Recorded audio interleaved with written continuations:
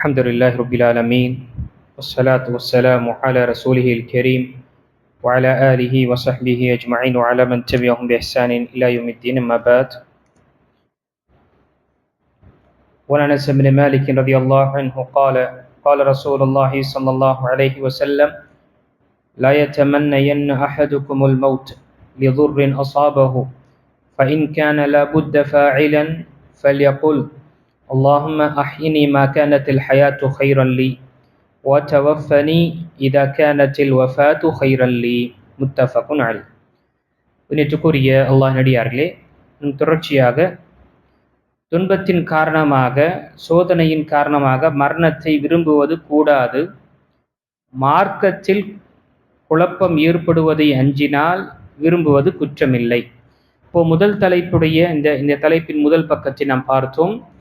பொதுவாகவே ஒரு மனிதனுக்கு உலகத்தில் வரக்கூடிய சோதனையினால், அந்த சோதனை தாங்க முடியாத காரணத்தினால் என்ன செய்யக்கூடாது?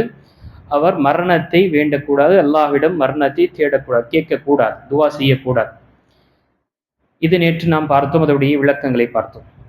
இன்று இரண்டாவது பகுதி மார்க்கத்தில் நமக்கு சோதனை என்று வந்தால், நம்முடைய இருக்கக்கூடிய நிலை சூழ்நிலைகள் எப்படி என்றால், நம்முடைய ஈமானை பறிபோகக்கூடிய நிலை ஏற்படும் என்ற அச்சம் இருந்தால், அல்லது நான் பாவத்திற்குள் விழுந்து என்னுடைய ஈமானை விட்டு வெளியேறக்கூடிய நிலை எனக்கு நான் தள்ளப்படுவேன் என்ற அந்த அச்சமும் பயமும் என்று இருந்தால், அந்த மாதிரி நேரத்தில் அல்லாஹ்விடம் ஒரு நிபந்தனை வைத்து என்ன செய்யலாம்? அல்லாஹ்விடம் துஆவை நாம் கேட்கலாம். அதுதான் இங்கு நபி ஸல்லல்லாஹு அலைஹி வஸல்லம் சொல்லக்கூடிய ஹதீஸ், புகாரி மற்றும் முஸ்லிம் வரக்கூடிய ஹதீஸ்ல அனஸ் பின் மாலிக் ரலியல்லாஹு அவர்கள் அறிவிக்கின்றார்கள், அல்லாஹ்வுடைய தூதர் ஸல்லல்லாஹு அலைஹி வஸல்லம் கூறினார்கள், உங்களில் ஒருவர் தனக்கு ஏற்பட்ட துன்பம் காரணமாக மரணத்தை விரும்ப வேண்டாம்.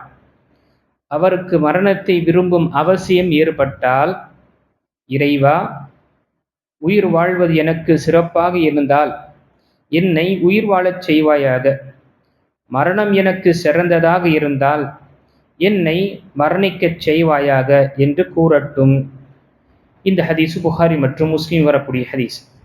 இப்போ இங்கு இந்த துஆவில் நபி ஸல்லல்லாஹு அலைஹி வஸல்லம் ஒரு நிபந்தனை வைத்து கேட்கின்றார்கள். அப்போ நம்முடைய துஆக்களில், பிரார்த்தனைகளில் சில நேரத்தில் நிபந்தனை வைத்து, யா அல்லாஹ், இது எனக்கு ஹைராக இருந்தால் ஏற்படுத்தி தருவாயாக, இது எனக்கு ஷர்ராகவும் எனக்கு ஒரு பாதிப்பு ஏற்படுத்தக்கூடிய நிலை இருந்தால் அதிலிருந்து என்னை பாதுகாப்பா என்று நிபந்தனை வைக்கலாம்.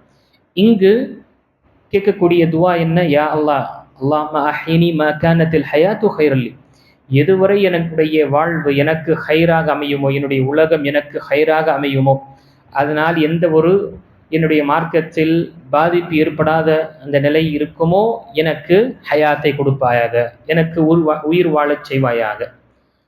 எப்பொழுது என்னுடைய ஈமானை பறிபோகக்கூடிய நிலை ஏற்படுமோ, அல்லது ஈமானை விற்கக்கூடிய நிலை ஏற்படுமோ, அப்படிப்பட்ட சூழ்நிலையை நீ ஏற்படுத்தினாய் என்றால் எனக்கு அந்த நேரத்தில் மௌத்தை நீ கொடுப்பாயாக என்று கேட்பது நபி ஸல்லல்லாஹு அலைஹி வஸல்லம் அவங்க நமக்கு அனுமதித்து இருக்கின்றார். இது எப்பொழுது? வேற வழியே இல்லை. அவ்வளவு சோதனையில் மனிதன் இருக்கின்றான். அவனால் இவர் என்ன செய்ய வேண்டும் என்று தெரியாத இந்த நேரத்தில் அல்லாஹ்விடம் என்ன செய்வது? இந்த மாதிரி துஆவை, பிரார்த்தனை கேட்பது என்பது அனுமதிக்கப்பட்டதாக இருக்கின்றது. இல்லை என்றால் சின்ன சின்ன விஷயத்திற்காக அல்லாஹ் அக்பர், யா அல்லாஹ், எனக்கு மௌத்தை கொடுத்துனா சிறந்ததாக இருக்கும், இந்த மாதிரி ஒரு ஏழ்மையில் வாழ்வதும் சரி, அல்லது இப்படிப்பட்ட ஒரு நோயை பெற்று வாழ்வதை விட எனக்கு மௌத்தை கொடுத்துட்டா சிறப்பாக இருக்குமே என்று சொல்வது என்பது கூடாது. முஃமின் என்பவன் பொறுமையுடன் இருந்து இருக்கக்கூடிய அனைத்தையும் அவன் சபராக அவன் மேற்கொள்ளக்கூடியவன் தான் உண்மையான முஃமினாக இருக்கின்றான். அவன் ஏற்றுக்கொண்டதற்குரிய ஆதாரமாக இருக்கின்றது. அதனால்தான் வரக்கூடிய சம்பவம் ஹப்பா பின் அர்த் ரலியல்லாஹு அன்ஹு அவர்கள் சுப்ஹானல்லாஹ் முதல் கட்டத்தில் இஸ்லாத்தில் தழுவியவர்களில் ஒருவராக இருக்கின்றார். அவருடைய ஒரு சம்பவம், கைஸ் இப்னு அபில் ஆஸ் ரலியல்லாஹு அன்ஹு அவர்கள் அறிவிக்கின்றார்கள், ஹப்பாப் இப்னு அர்த் ரலியல்லாஹு அன்ஹு அவர்களிடம் உடல் நலத்தை விசாரிக்க சென்றோம். அவர் தம் உடலில் சிகிச்சை முறையில் 7 இடங்களில் சூடு போட்டு இருந்தார். அப்போது அவர்கள், எங்களுக்கு முன் இருந்த எங்களின் தோழர்கள் சென்று விட்டார்கள், உலகம் அவர்களுக்கு அவர்களின் அந்தஸ்துகள் எதையும் குறைத்து விடவில்லை. மண்ணை தவிர எதையும் நாங்கள் பெற்றுக்கொள்ளாத நிலையில் நாங்கள் இருந்தோம். அந்த இயல்மையுடைய நிலையை பற்றி சொல்றாங்க. நபி ஸல்லல்லாஹு அலைஹி வஸல்லம் அவர்கள் மரணத்தை வேண்டி நாங்கள் பிரார்த்திக்க எங்களுக்கு தடை செய்திருக்கவில்லை என்றால் அதை வேண்டி நான் துவா செய்திருப்பேன். அப்படிப்பட்ட நிலம் கப்பாப் பின் அர்த் ரலியல்லாஹு அன்ஹுடைய நிலை எப்படி என்றால், இஸ்லாத்தை தழுவிய பிறகு அவர்களை சுப்ஹானல்லாஹ் அவங்களுடைய உடல்ல சூடு வைக்கக்கூடியவர்களாக இருந்தார்கள். அப்படிப்பட்ட நிலை. நபி ஸல்லல்லாஹு அலைஹி வஸல்லம் மக்காவில் கஅபத்துல்லாவில் அவர்கள் உட்கார்ந்து கொண்டு இருக்கும் பொழுது, அல்லாஹ்வுடைய தூதரே, எங்களுக்காக நீங்க துவா செய்ய மாட்டீங்களா? இவ்வளவு சிரமத்தை நாம் மேற்கொள்கின்றோமே, இஸ்லாத்தை ஏற்றுக்கொண்டத ஒரு காரணத்தினால் இவ்வளவு எங்களை சித்திரவதை செய்யப்படுகின்றன, நீங்க எங்களுக்காக துவா கேட்க மாட்டீர்களா என்று ஹப்பாப் ரலியல்லாஹு அவர்கள் கேட்கும் பொழுது நபி ஸல்லல்லாஹு அலைஹி வஸல்லம் என்ன சொன்னார்கள்? அத்தஸ்தஅஜிலு யா ஹப்பாப், என்ன ஹப்பாபி அவ்வளவு அவசரமா என்று சொல்லி, உங்களுக்கு முன்னாள் சமுதாயத்துடைய நிலை எப்படி இருந்தது என்றால், அவர்களை அல்லாஹ் அக்பர் அறத்தால் 2 துண்டாக பிளந்து விடுவார்கள். குழி தோண்டி அவர்களை புதைத்து கழுத்தை அவர்கள் வெட்டுவார்கள், அவருடைய தோலை உரிப்பார்கள். இப்படிப்பட்ட நிலையெல்லாம் அவர்கள் கடந்தார்கள் ஈமான் கொண்டதனால. இவ்வளவு சீக்கிரமா நீங்கள் அல்லாஹுடைய உதவி தேடுகின்றீர்கள் என்று.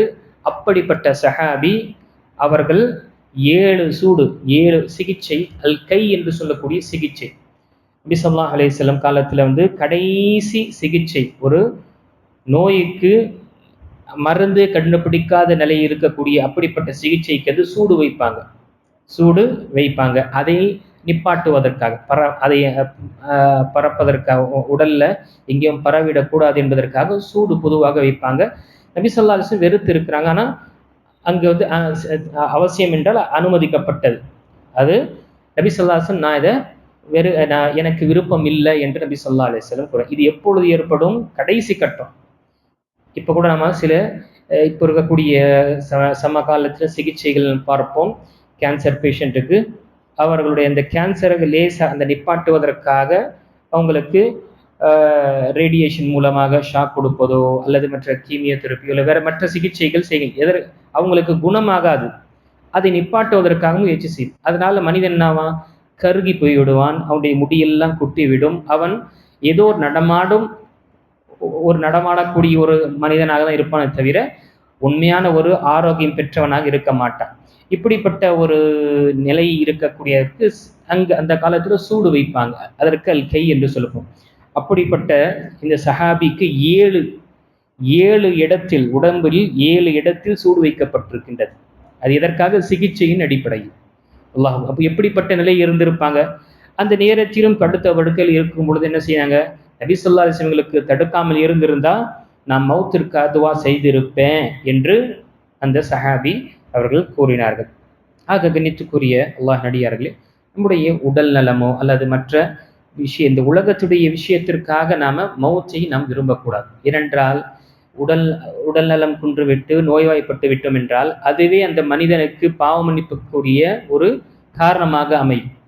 எதுவரை அவன் சபராக பொறுமையுடன் இருக்கின்றானோ அந்த நோய் அவனுக்கு அவனுடைய பாவங்களை மன்னிக்கக்கூடியதாக இருக்கும், அவனுடைய அந்தஸ்துகளை உயர்த்தக்கூடியதாக இருக்கும், அது அவனுக்கு நன்மையாகவே அமையும். அதனால்தான் ஹதீஸில் வரக்கூடிய, முஸ்லிமில் வரக்கூடிய ஹதீஸில் நபி ஸல்லல்லாஹு அலைஹி வஸல்லம் கூறினார்கள், அஜபல் லி அம்ரில் முஃமின் இன்ன அம்ரஹு குல்லஹு கைர். முஃமினுடைய வாழ்க்கையின் 2 தோற்றமும் என்ன? ஒரு விசித்திரமானது. அவனுக்கு நன்மை என்று வந்தால் ஃபைனசாபத்து சர்ரா ஷக்கர ஃபகான கைருல்ல, அவனுக்கு மகிழ்ச்சியும் சந்தோஷத்தையும் அவன் பெற்றான், அல்லாஹ்வுக்கு நன்றி செலுத்துகின்றான், அது அவனுக்கு ஹைராக இருக்கின்றது. வைன் அஸாபத்ஹு தர்ரா ஸபர ஃபகான கைரல்ல, அவனுக்கு துன்பம் துயரம் கஷ்டம் ஏற்பட்டால் அதில் பொறுமையுடன் இருக்கின்றான், அது அவனுக்கு ஹைராக இருக்கின்றது. இந்த 2 நிலையிலும் நன்மை என்பது வெறும் ஒரு முஃமினுக்கு தான், நம்பிக்கை கொண்டவர்களுக்கு தான், வேறு யாருக்கும் கிடையாது என்று நபி ஸல்லல்லாஹு அலைஹி வஸல்லம் சொல்லியிருக்கிறார். நம்முடைய வாழ்க்கையில் சோதனைகள் மற்ற அனைத்து விஷயங்கள் வரும். அதனால மரணத்தை விரும்புவதோ அல்லது மரணத்தை கேட்பது என்பது கூடாது. ஏனென்றால் அவன் மரணத்தை கேட்டு விட்டால் அவனுக்கு என்ன கிடைக்கும்? அந்த சிரமத்திலிருந்து விடுபடுவான். ஆனால் மறுமையில் இந்த நிரந்தரமான ஒரு வாழ்க்கை இருக்கின்றது. அவன் நல்லவனாக இருந்தால் அந்த நோய் அவனுக்கு இன்னும் அந்தஸ்து உயர்த்துவதற்காக இருக்கும். அல்லது அல்லாஹ் குணத்தை கொடுத்து விட்டான் என்றால் நன்மையான அமல்களை செய்யக்கூடிய வாய்ப்புகள் இருக்கும். அல்லது அவன் பாவியாக இருந்தான், குற்றவாளியாக இருந்தான், பாவ மன்னிப்பு தேடக்கூடிய அந்த நேரம் அவனுக்கு சில நேரத்தில் உறுத்தும். இதெல்லாம் அவன் விட்டு அல்லாஹ்விடம் எனக்கு மௌத்தை கொடுத்து விடு என்று கேட்பது என்பது ஒரு அறிவுள்ள ஒரு சிந்திக்கக்கூடிய மனிதனுக்கு அடையாளம் இல்லை. ஆக நம்முடைய வாழ்க்கையில நம்முடைய இந்த ஈமானை பாதுகாத்த நிலையில இந்த உலகத்தில் வரக்கூடிய எல்லா சோதனையில் மேற்கொள்வது என்பது அல்லாஹ் அமைத்த ஒரு சட்டம், அவருடைய சுன்னா. ஆக அதை நாம பொறுமையுடன் மேற்கொள்ள வேண்டும். அல்லாஹுடைய உதவியும் தேட வேண்டும். அல்லாஹ் அனைவர்களுக்கும் ஆஃபியத்தான வாழ்க்கையை கொடுத்து அல்லாஹுக்கு கட்டுப்பட்ட அடியார்களாக நம்மை வாழச் செய்வானாக. ஆமீன். வாஹிரு தாவானா அல்ஹம்துலில்லாஹி ரப்பில் ஆலமீன்.